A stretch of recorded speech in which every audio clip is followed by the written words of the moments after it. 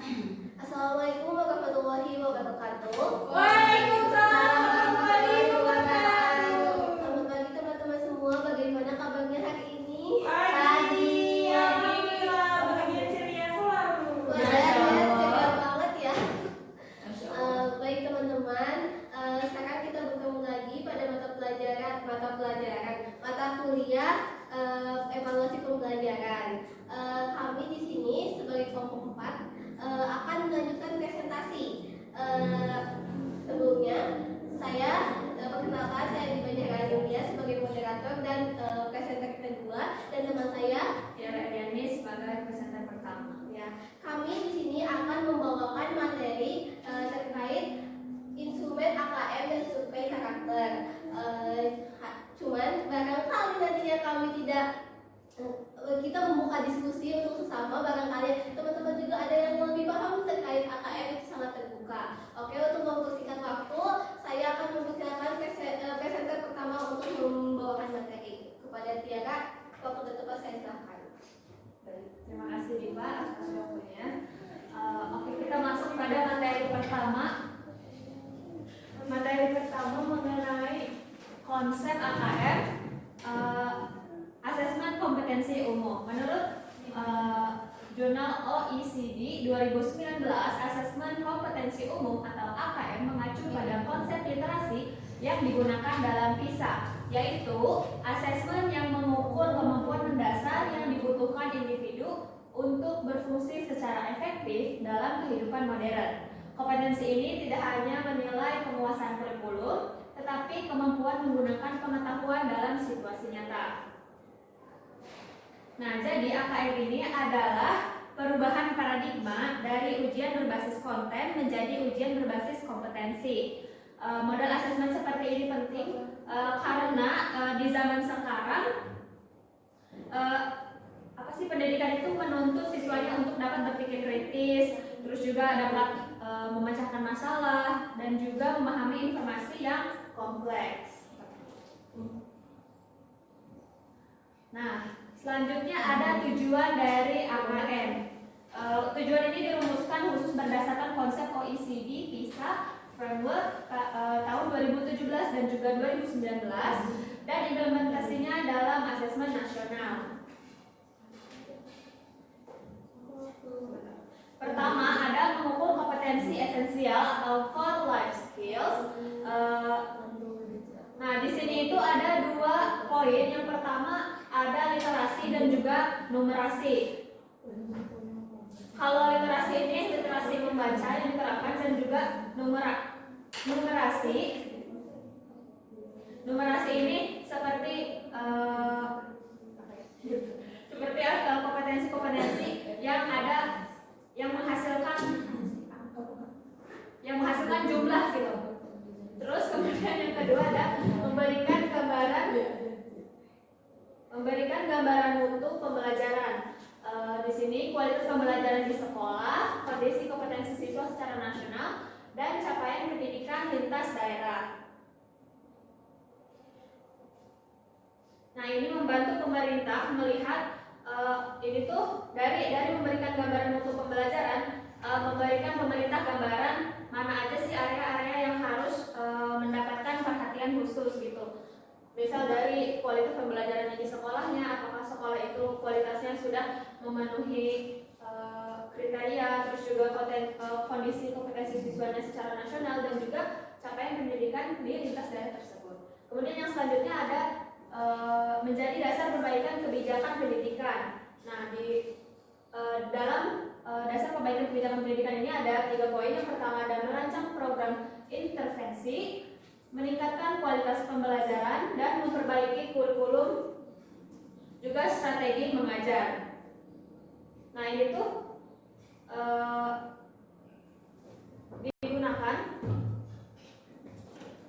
Poin ini digunakan berdasarkan dengan relevansi yang terjadi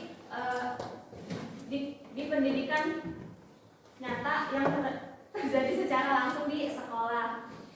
Kemudian yang terakhir ada menguatkan kecakapan hidup dan berpikir kritis dan mengurangi beban evaluasi berbasis konten.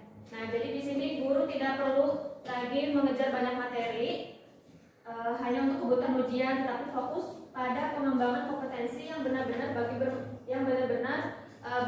bermakna pada siswa. Seperti pembelajaran yang relevan dengan kehidupan sehari-hari.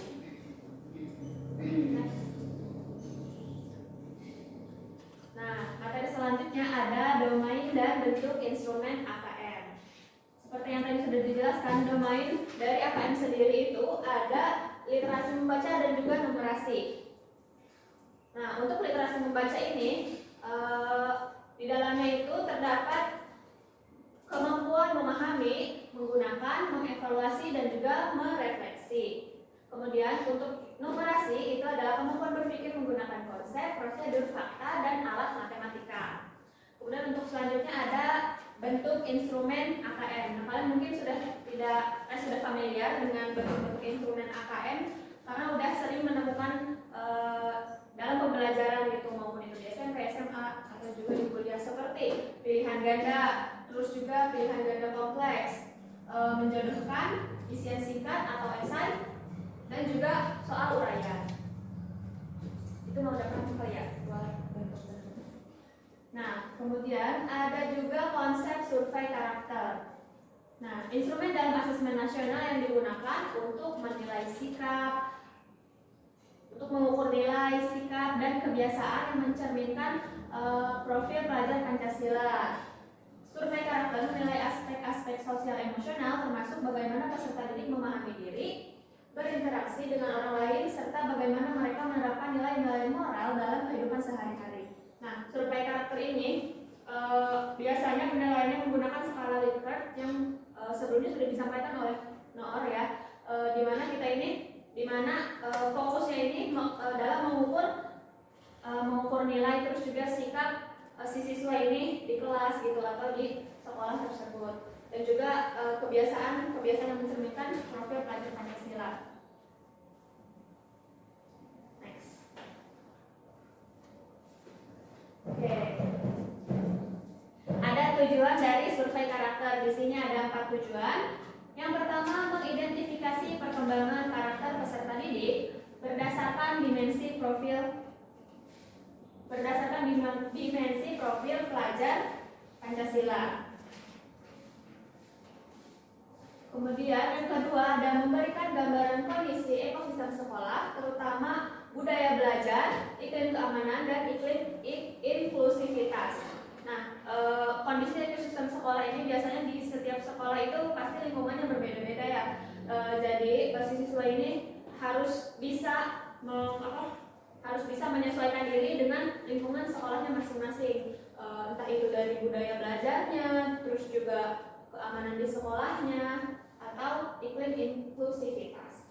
Selanjutnya ada membantu sekolah melakukan perbaikan pada aspek non-kognitif seperti kepemimpinan murid, disiplin positif, empati, dan integritas. Nah, survei karakter ini biasanya memberikan aspek-aspek yang tidak secara langsung diajarkan di kelas, tetapi melalui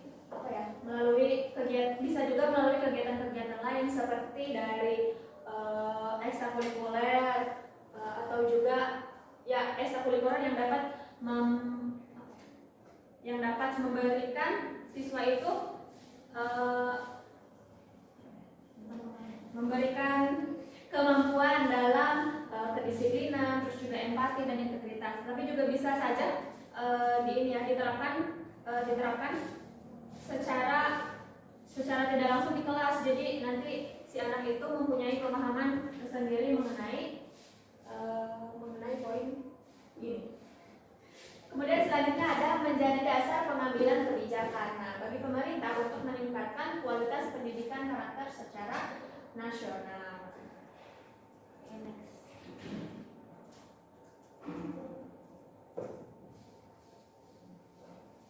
Nah, apa sih yang diukur dari survei karakter? Tadi sudah beberapa kali dimention.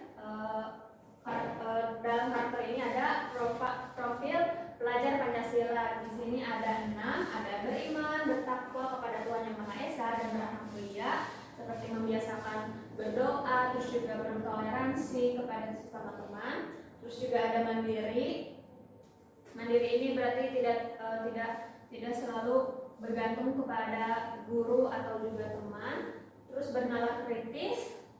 Kemudian ada berkebinekaan global, ada juga bergotong royong, seperti kolaborasi bersama teman dan aktivitas lainnya.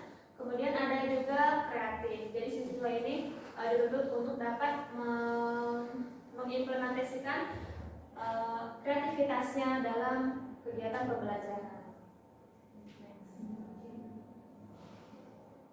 Nah, ada juga bentuk dan manfaat survei karakter.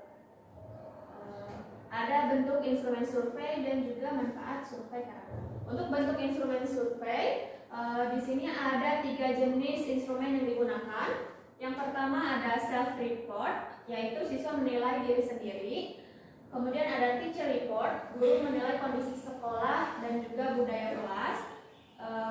Kemudian ada school climate survey, menilai iklim sekolah, keamanan, kenyamanan, dan relasi sosial.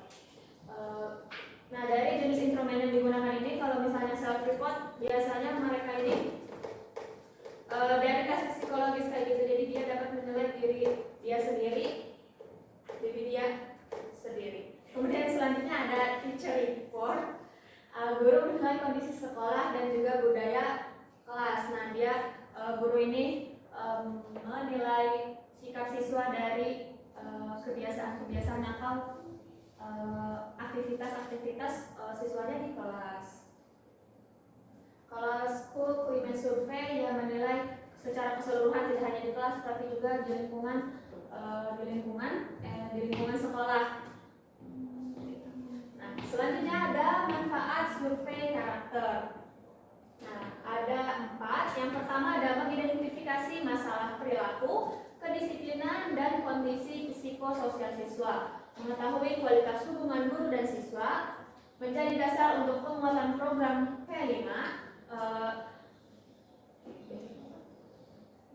bimbingan konseling, dan kegiatan sekolah. Kemudian yang terakhir ada menumbuhkan budaya positif dan lingkungan belajar yang aman dan inklusif. Manfaat survei karakter pertama mengidentifikasi masalah perilaku, kedisiplinan, dan kondisi psikososial siswa. Yaitu menjadi salah satu manfaatnya karena dari survei karakter ini tidak hanya guru, nanti di akhir itu guru dapat mengidentifikasi perilaku siswa ini sebenarnya itu baik atau kurang baik seperti itu. Terus juga kedisiplinan siswa, kebiasaannya dalam masuk kelas atau pergantian mata pelajaran, apakah dia sering bolos atau tidak gitu. Terus kualitas hubungan guru dan siswa apakah terjalin dengan baik atau tidaknya. Terus juga menjadi dasar untuk penguatan program pelajar Pancasila. Bimbingan konseling, biasanya juga siswa-siswa ini apabila bermasalah itu pasti dirujuknya ke bimbingan konseling agar dia itu dapat mungkin kalau ke gurunya itu dia ada rasa canggung atau gimana atau ke temannya kayak dibully. Nah, dia bisa datang ke BK dan BK akan memberikan solusi atau juga ya memberikan solusi pada masalah yang didapat oleh siswa. Next.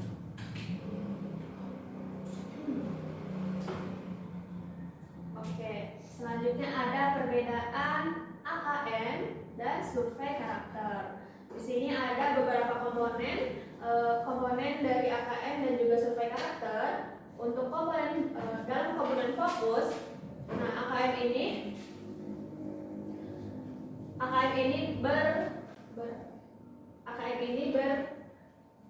berisi mengenai kemampuan kognitif. Sedangkan survei karakter berfokus pada penilaian nilai, sikap, dan juga perilaku. Kemudian untuk domainnya sendiri di AKM ini ada literasi dan numerasi. Kalau di survei karakter itu profil pelajar Pancasila. Nah, untuk dalam komponen bentuk AKM ini berupa soal-soal seperti tadi, ada pilihan ganda dan lain-lain. Kalau misalnya survei karakter ini bentuknya kuesioner gitu, karena butuh butuh deskripsi lah kayak gitu. Kemudian selanjutnya ada outputnya. AKM ini memberikan output dari output skor kemampuan dari siswa tersebut. Hasil akhirnya itu dapat melihat sejauh mana sih kemampuan anak tersebut selama pembelajaran dari awal sampai ke akhir. Nah, kalau untuk survei karakter, outputnya adalah profil karakter dan juga iklim sekolah. Untuk tujuan, untuk yang terakhir ada komponen tujuan. Dari AKM ini tujuannya adalah untuk mengukur kompetensi minimum dari siswa tersebut. Sedangkan untuk survei karakter, dia mengukur perkembangan karakter si siswa tersebut. Dari semuanya ini terjadi dari awal pembelajaran sampai dengan akhir pembelajaran atau akhir semester. Dapat dipahami? Itu saja yang dapat saya sampaikan. Selanjutnya akan dijelaskan oleh Ibu. Oke, baik, terima kasih untuk Tiara. Apakah dapat dipahami teman-teman? Oke, sekarang masih fokus ya teman-teman? Masih fokus gak? Halo semuanya. Oke, sekarang kita akan beralih ke presenter kedua, yaitu saya sendiri. Saya akan menjelaskan lebih lanjut terkait instrumen AKM dan survei karakter. Yaitu yang pertama kita akan membahas tentang analisisnya. Sebentar. Nah, yang pertama bisa teman-teman lihat di slide, kita itu dalam menganalisis instrumen AKM dan survei karakter itu membutuhkan yang namanya validitas. Apa itu validitas instrumen? Yaitu derajat sejauh mana instrumen mampu mengukur apa yang seharusnya diukur. Jadi kita di sini memastikan bahwa instrumen yang kita berikan kepada siswa ini atau ke teacher ini, ke guru ini itu valid gitu, sesuai dengan apa tujuannya, indikatornya yang akan dicapai. Nah, hasilnya itu dapat mencerminkan kemampuan dan karakter peserta didiknya. Tadi seperti yang ada AKM dan survei karakter, hasilnya akan mencerminkan kemampuan dan karakter peserta didiknya seperti itu. Selanjutnya ada jenis validitas. Ada 3 jenis validitas teman-teman. Yang pertama itu ada validitas isi, yaitu untuk menilai apakah butir soal yang kita buat ini sudah mencakup seluruh aspek kompetensi atau indikator yang harus diukur. Seperti itu.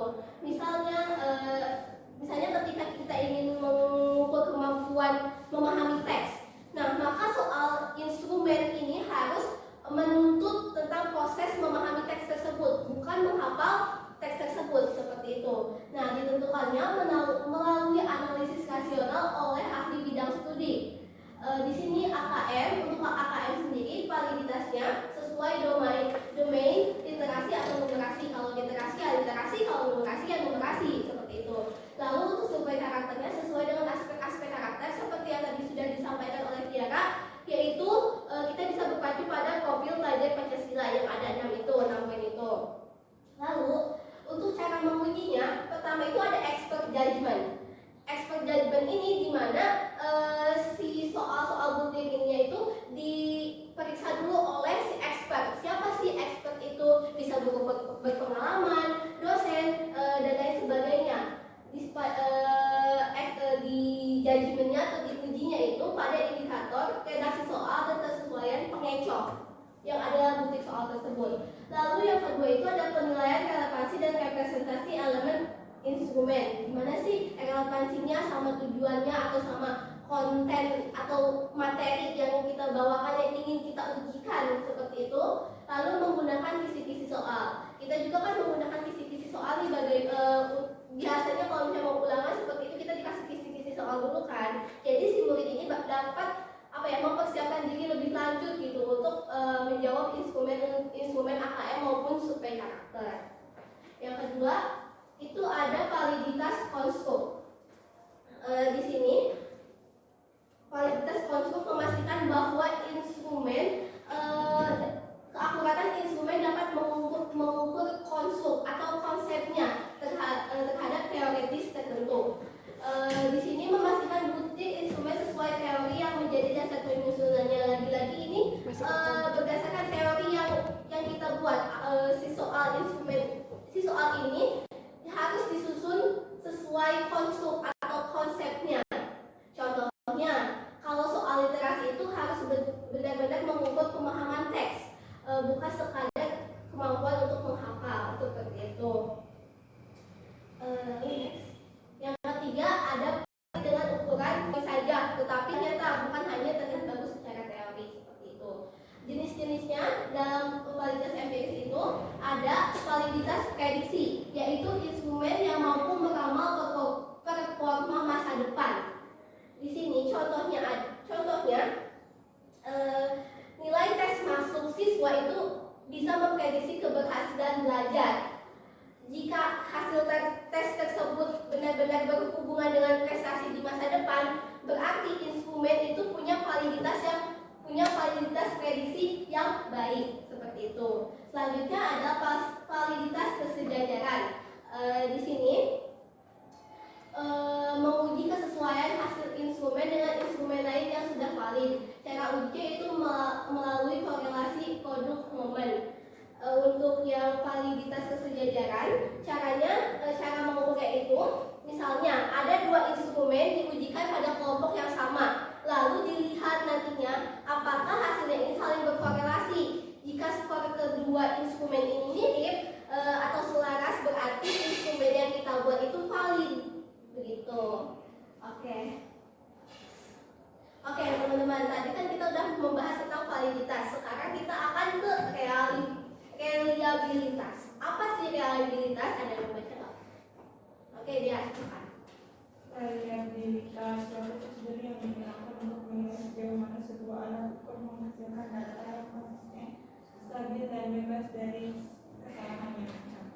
Oke, jadi si reliabilitas ini, teman-teman, berbicara tentang konsistensi hasil yang didapatkan. Di mana instrumen yang reliable ini akan memberikan hasil yang sama ketika digunakan dalam kondisi serupa. Artinya, instrumen ini itu stabil, tidak mudah dipengaruhi oleh hal-hal acak dan bisa dipercaya, seperti itu.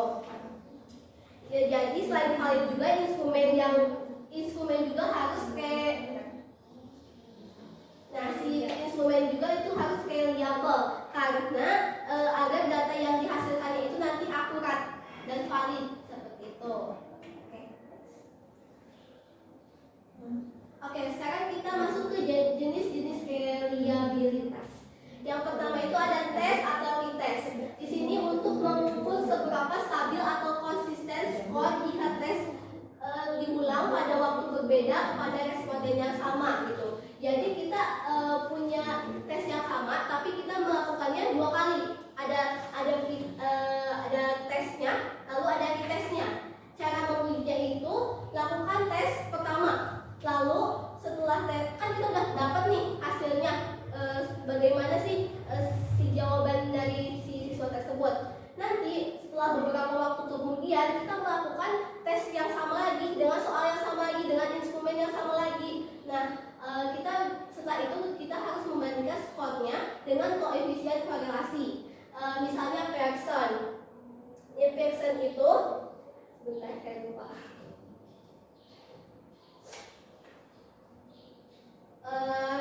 Korelasi Pearson itu adalah ukuran hubungan linear antara dua variabel. Dalam uji ini, Pearson itu biasanya digunakan untuk menguji validitas empiris, yaitu korelasi skornya tadi.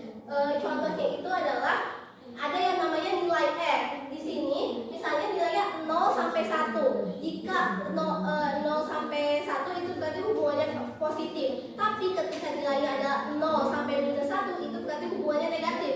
Nah, semakin mendekati angka 1 kurang lebih itu berarti hubungannya makin kuat. Nah, di sini tapi kekurangan untuk tes anti-tes ini bisa terpengaruh oleh perubahan kondisi responden. Misalnya ketika dites si responden itu udah siap nih untuk mengikuti ujian, tapi ketika di retest atau tes yang kedua itu tuh belum siap atau udah lupa, seperti itu. Oke, next. Yang kedua itu ada parallel force reliability.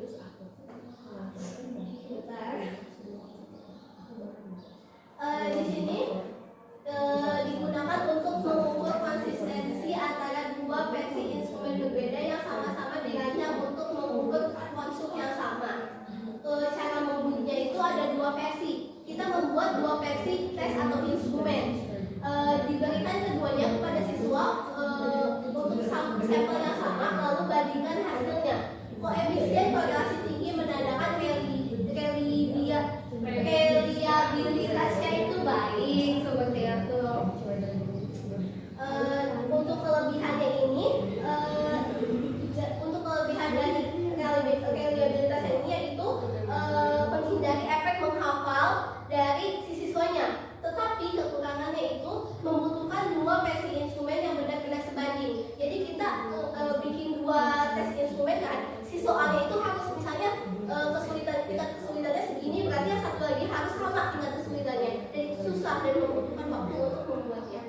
seperti itu. Oke, next. Yang ketiga itu ada internal konsistensi, menilai sejauh mana butir-butir dalam satu instrumen saling berkorelasi alias mengukur hal yang sama. Ini cocok untuk instrumen seperti kuesioner, angket, dan skala sikap. Contoh untuk metode penilaian itu ada Cronbridge alpha, atau ada alternatif lain seperti omega KM20 untuk tes dengan jawaban benar atau salah. Sebagai konteks untuk Cronbridge alpha itu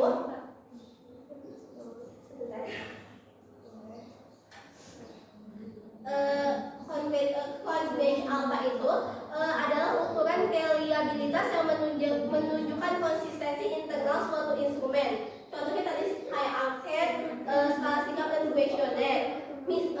Misalnya gini, nilai alfanya itu tinggi, berarti butir-butir soal itu saling berkaitan dan mengukur hal yang sama. Dan untuk mengukur ini itu bisa menggunakan skala Likert yang kayak 1 sampai 4, 1 sampai 5 seperti itu. Sederhananya, semakin tinggi alfa semakin konsisten instrumen tersebut. Lalu untuk yang KR20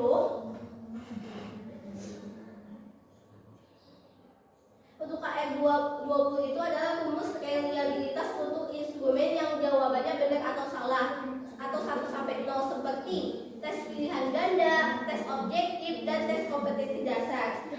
Ini mirip sama yang Cronbridge tadi, tapi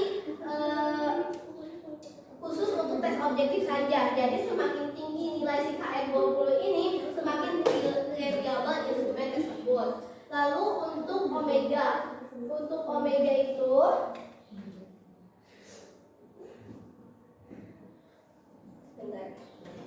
Untuk omega itu adalah alternatif reliabilitas juga yang lebih akurat daripada si Cronbridge alpha tadi, terutama ketika si butir instrumennya ini tidak homogen sempurna.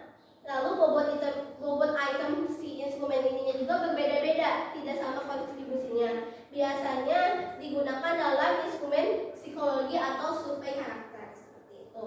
Nah, kekurangannya itu hanya mengukur konsistensi antar item, bukan stabilitas waktu atau antar penilai seperti itu. Jadi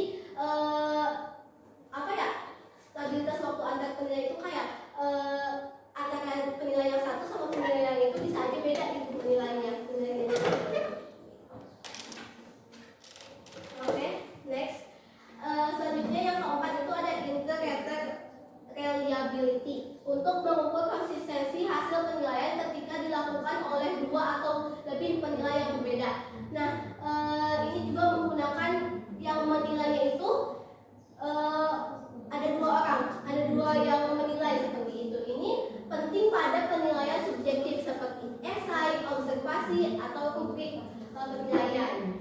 Cara mengujinya itu ya menggunakan 2 atau lebih penilai untuk menilai sampel yang sama, lalu hitung kesepakatannya.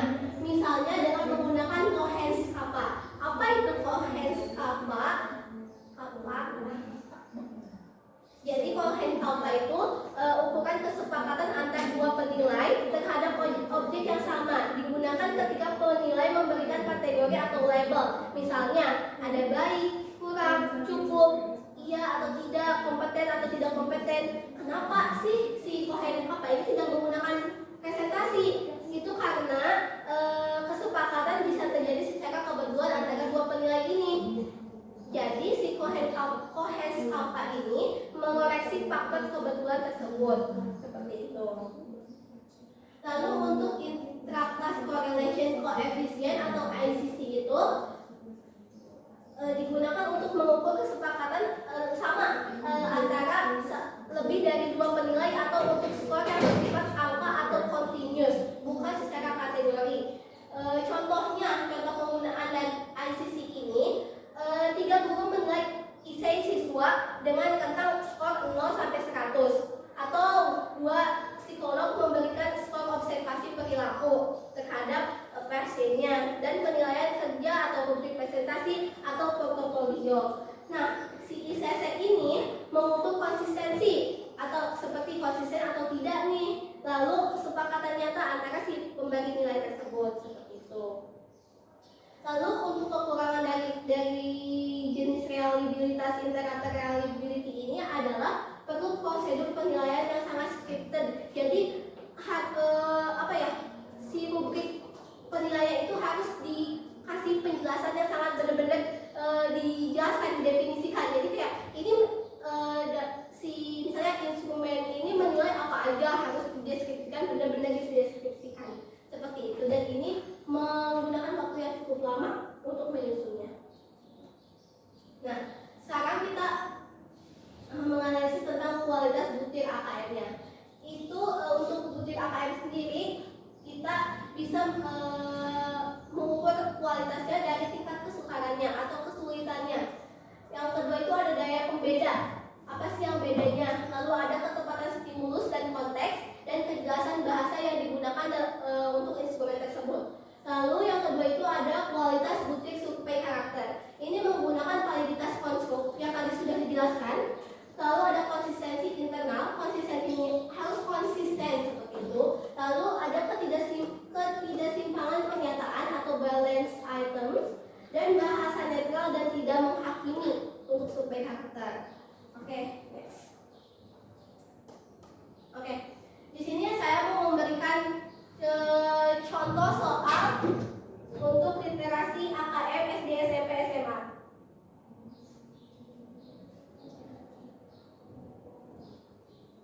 Mau yang mana teman-teman mau dilihat contohnya? Yang SD, SMP, atau SMA? SD. Oke, kita lihat ya yang SD. Kebetulan saya menemukan link ini dan ini lengkapnya teman-teman, dan teman-teman bisa mengakses juga. Di sini contohnya ada literasi ya, literasi AKM. Kita lihat yang mapelnya bahasa untuk level 3. Ini adalah contoh soalnya. Kelihatan nggak?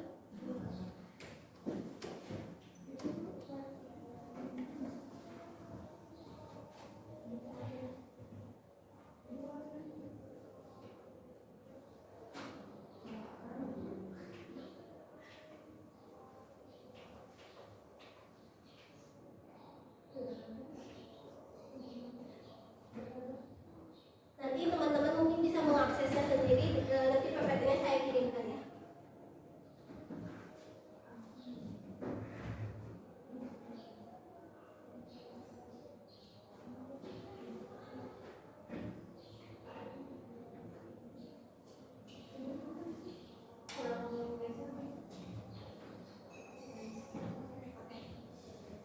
Ini adalah contoh soal literasi AKM SD atau MI untuk literasi level 3. Di sini ada gambarnya, lalu di sini ada soal teksnya, kan literasi ya teman-teman. Lalu di sini ada soalnya.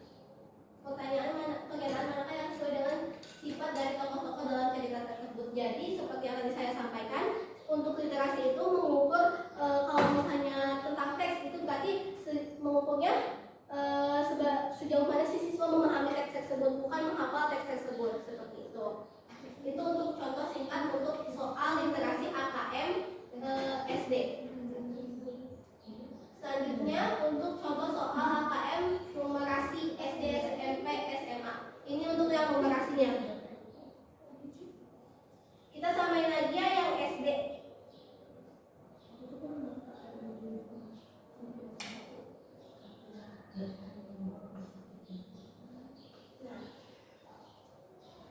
Di sini bisa dilihat tentang menabung emas. Ada teksnya, ada juga ini tabel berupa apa ya? Harga-harganya, dan ini ada soalnya, dan ini ada ininya pilihan jawabannya seperti itu. Jadi disesuaikan ya, meskipun pertanyaannya itu matematika gitu, tapi tetap ada data-data yang dulu, enggak semerta-merta kayak cuma 1 tambah 1 2 enggak gitu doang, seperti itu. Oke, next kita ada contoh soal survei karakter. Ini adalah contoh survei karakter untuk SD. Ada yang mau baca nggak? Boleh Nana? Adi dan Siti, Hafsah, Sabun, Laura,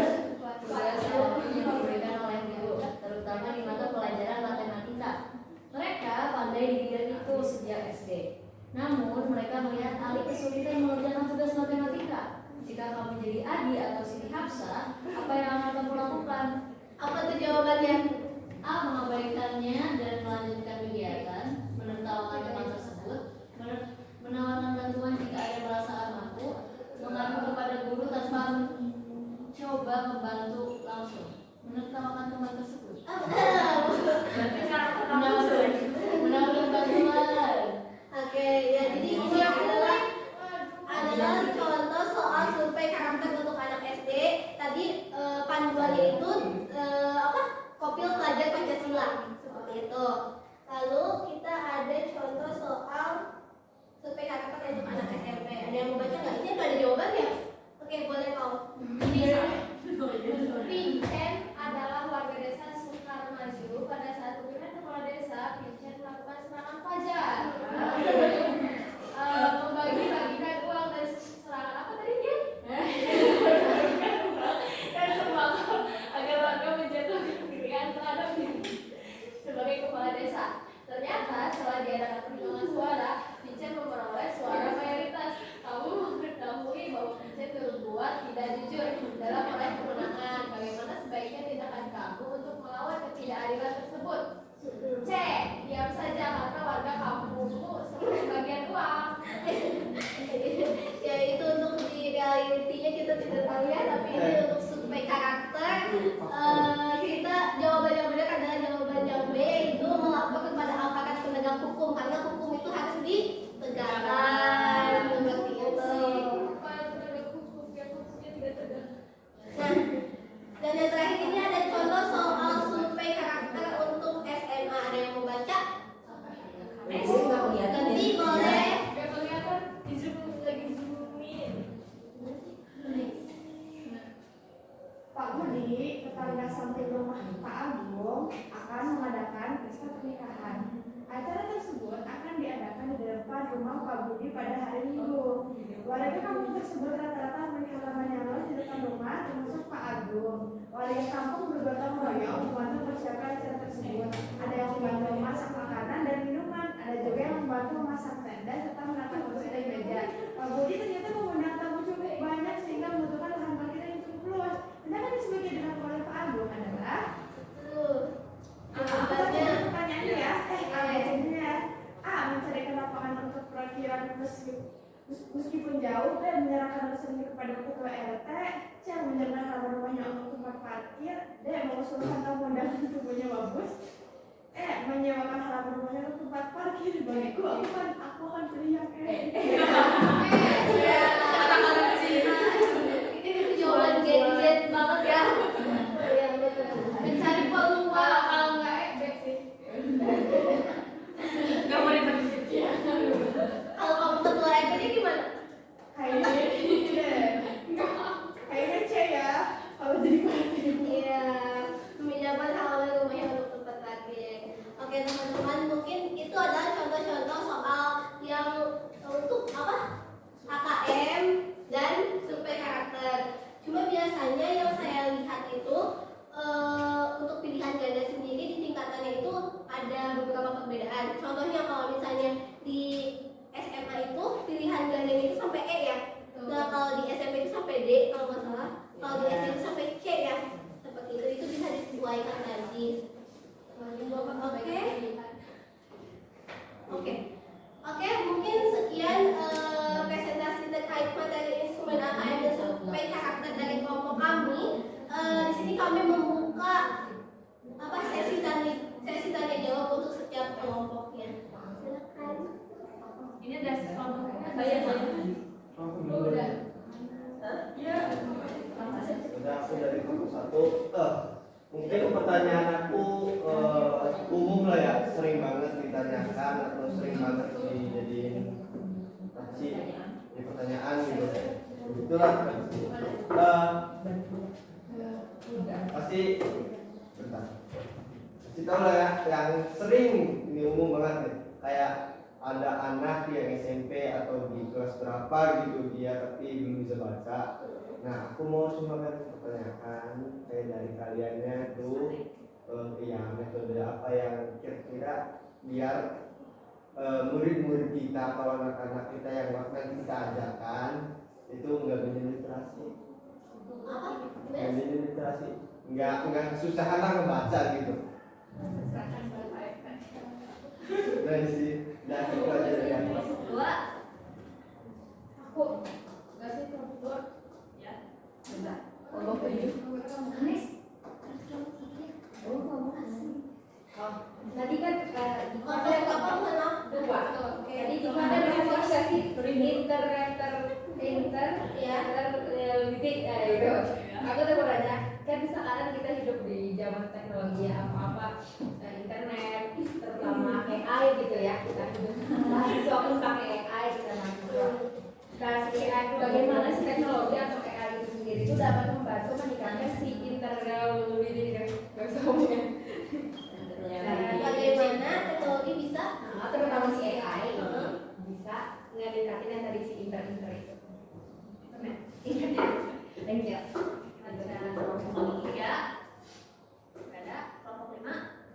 Aku tadi ada tes variability ya. ya Nah, menurut kalian kalau misalnya tes itu dilakukan 2 kali dengan selang waktu yang cukup, misal 1 sampai 2 minggu, itu efektif nggak buat kegiatan pembelajaran berlangsung gitu?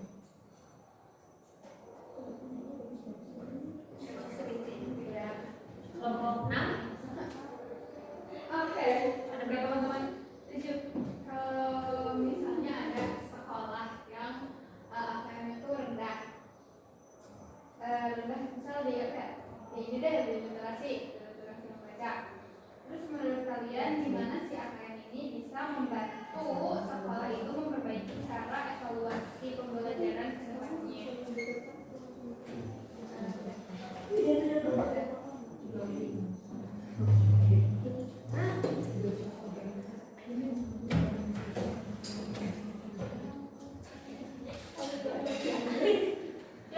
boleh Ulangi. ulang? Kalau misalkan ada sekolah yang AKM-nya itu rendah di literasi misal, nah, bagaimana cara si AKM ini bisa membantu mengevaluasi dan pembelajaran di sekolah tersebut, meningkatkan, memperbaiki ke depannya. Gimana sih? Makasih. Ya. Kelompok 7. Implementasi. Sebentar. Kok banyak banget ya? Oke. Jawabnya ya ini. Gimana sih peran teknologi dalam AKM? Dan misalkan nih kalau misalkan kan selama sekolah itu beda-beda, ada yang di pinggiran, ada yang di pelosok, ada yang di kota. Nah, tentu akses teknologi juga berbeda. Gimana sih solusi dari kalian? Misalkan ada sekolah yang infrastruktur teknologi lengkap tapi dan masih terbatas ya. Dan bikinnya boleh diulang nggak? Boleh diulang nggak? Intinya kayaknya macam intinya. Jadi gini. Bagaimana ada AKM dalam teknologi dan bagaimana solusi untuk sekolah yang infrastrukturnya masih terbatas. Kayak peran teknologi dalam AKM nggak sih? Ya gitu. Gimana peran teknologi dalam AKM? Ya gitu. Karena akses teknologi. Bukan. Yang belum merata di Pokoknya kota. kalau bisa AKM ini perannya kayak gimana? Gimana peran teknologi dalam AKM? Ya. Terus gimana misalkan nih di sekolah yang pelosok itu yang teknologinya terlalu nah, cara mengatasinya gimana? Nah gitu. Kalau teknologinya kurang memadai di sekolah pelosok. Kalau misalkan jawaban kamunya yang AKM nggak ada nilainya sama si teknologi, kayak udah nanti yang keduanya juga nggak bisa dijawab. Kalau yang satunya bisa dijawab, berarti yang keduanya bisa dijawab. Ini bukan. Gimana peran teknologi dalam AKM dan bagaimana jika sekolah tersebut berada di daerah pelosok yang teknologinya tidak memadai. Solusinya gimana? Kasih kita waktu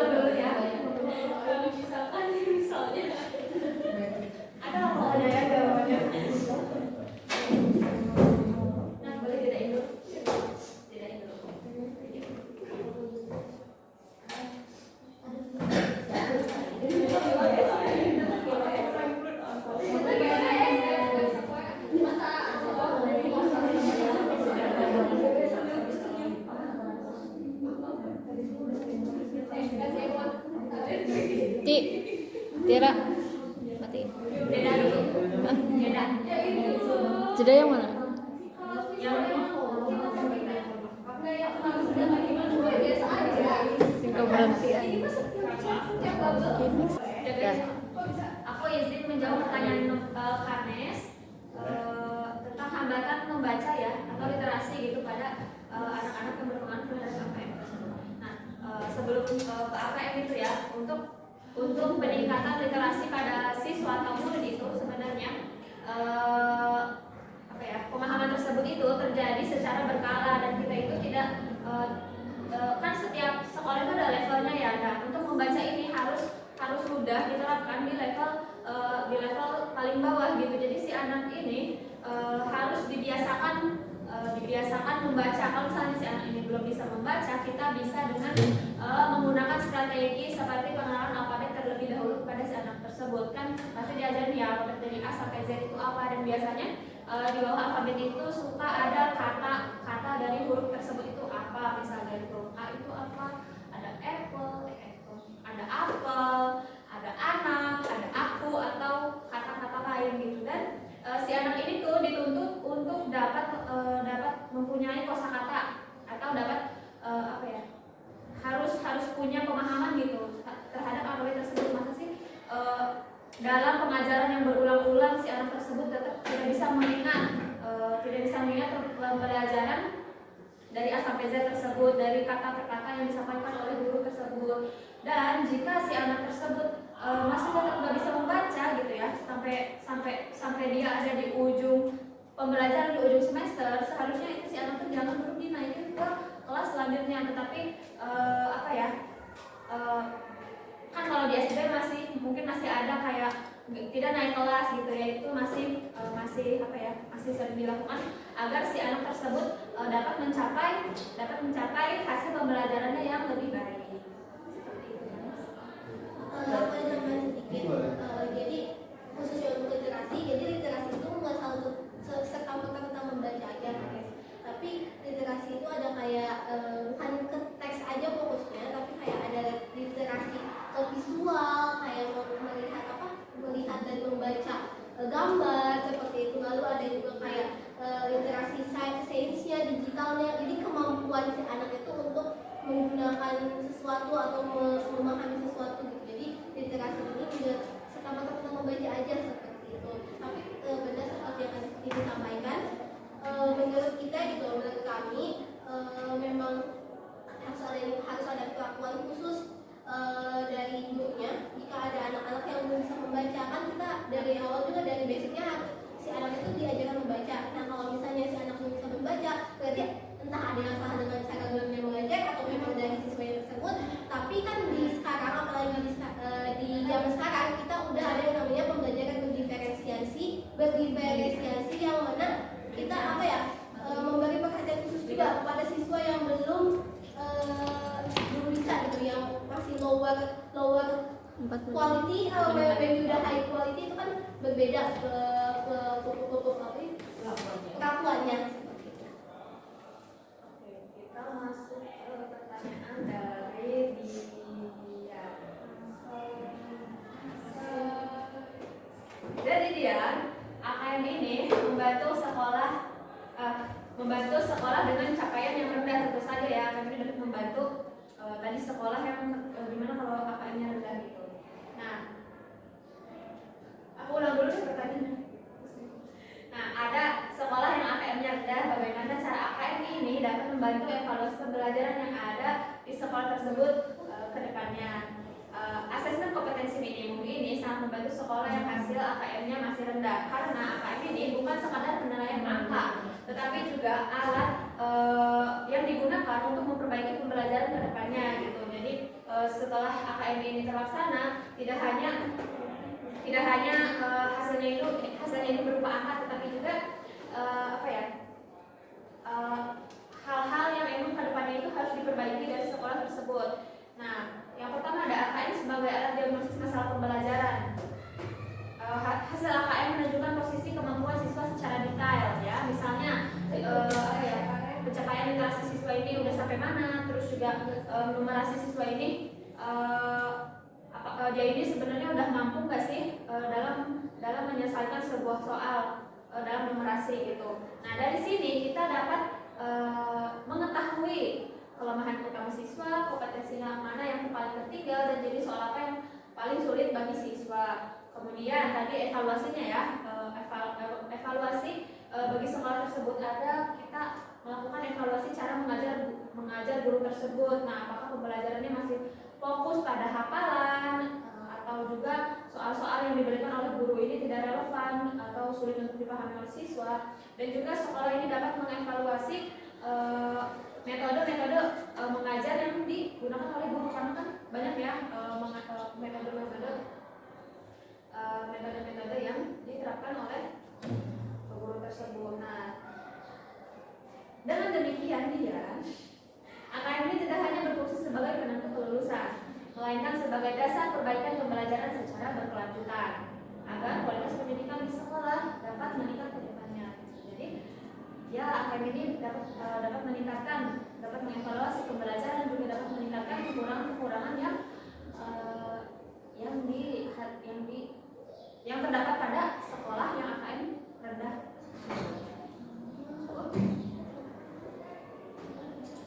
ASTI, aku mau jawab soal ASTI. Nah, ya tentu saja teknologi ini sangat berperan penting kepada asesmen kompetensi minimum ya, karena biasanya umumnya AKM ini dilaksanakan berbasis dengan komputer, sehingga teknologi menjadi salah satu prasarana yang pasti dipakai gitu. Karena ini dapat mempercepat pengelolaan hasil asesmen, terus penyajian data capaian siswanya juga akurat. Nah, hasil AKM dapat dianalisis secara mendalam untuk membantu sekolah mengevaluasi kualitas pembelajaran dan merancang tindak lanjut yang tepat dengan penggunaan teknologi tersebut. Namun, bagi sekolah yang daerahnya pelosok gitu, yang mungkin teknologinya itu belum merata ya dari pemerintahnya dan masih kurang gitu, belum memadai. Nah, keterbatasan ini tidak menjadi salah satu kekurangan ya atau menghambat peningkatan mutu pendidikan, karena pemerintah menyediakan alternatif lain seperti AKM secara bertahap, pemanfaatan perangkat bersama. Nah, tidak hanya perangkat yang disediakan di sekolah aja, tetapi juga perangkat bersama yang memang misal cuma ada 1, 2, 3 perangkat itu bisa tetap digunakan.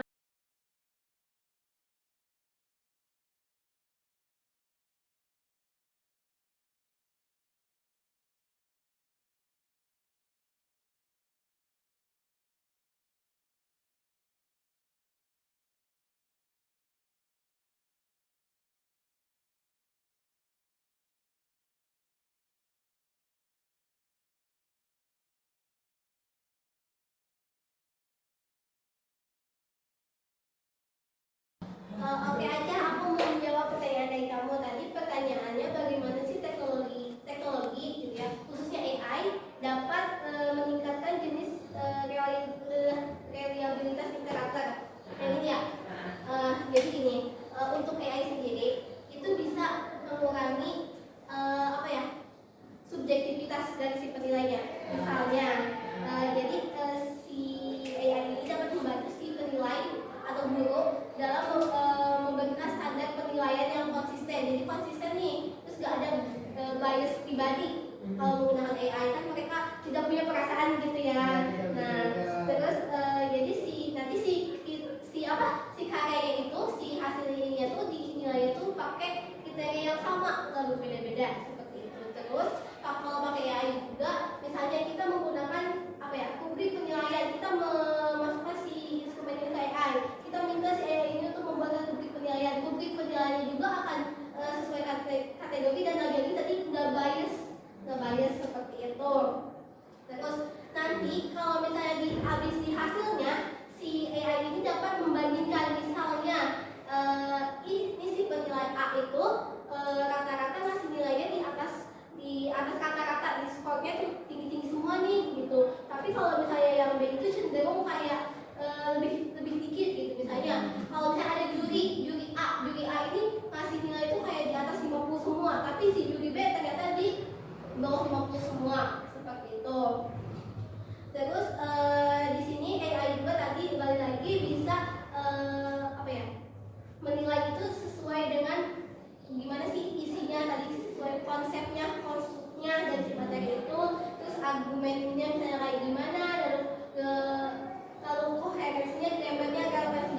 dengan materi yang kita berikan ke murid tersebut dalam instrumen, dalam bentuk soal tersebut, seperti itu.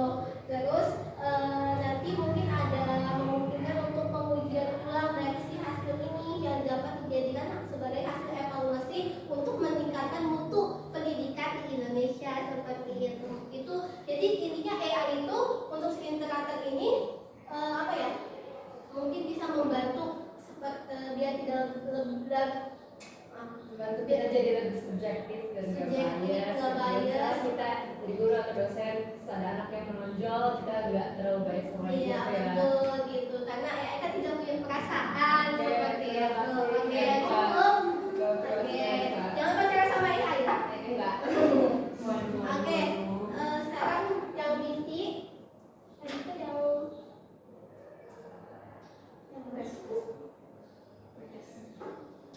ini ya. Oke. Sebenarnya perlu aku sampaikan dulu kalau misalnya si AKM atau survei karakter ini biasanya dilaksanakannya itu pada bulan September Oktober itu sebenarnya ini dari pemerintah pusatnya langsung, dari dinas pendidikannya langsung diadakannya itu. Dan kalau misalnya untuk si tes ini kan ada 2 kali, betul kata Binti, pertanyaan bagus, itu efektif atau enggak untuk si kegiatan pembelajaran ya kan, karena ada 2 kali ya waktu pelaksanaannya.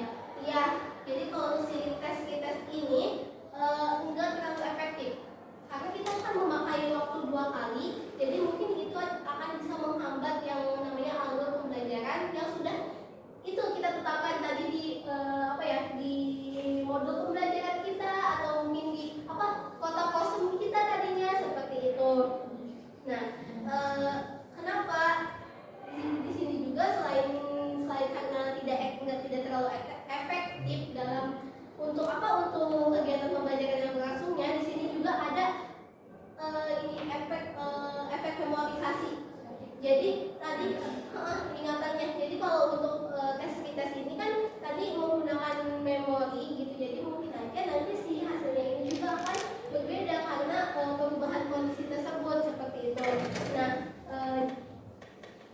di sini kalau misalnya menggunakan tes juga itu tuh akan si sekolah ini tuh nantinya tuh harus mempertimbangkan durasi jam pembelajarannya, kapan pelaksanaannya, lalu beban belajarnya, terus kesiapan si komputer sendiri. Kan kalau si AKM itu biasanya menggunakan komputer ya Bin.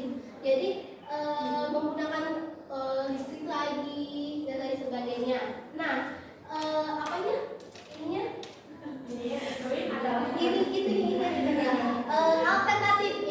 alternatifnya tadi bisa menggunakan untuk konteks sekolah, guru itu bisa menggunakan yang lebih internal reliabilitasnya, seperti tadi yang Cronbase Alpha yang kataku itu uji kompetensi yang cukup sekali tes saja, atau ada juga KR20 juga, itu kayak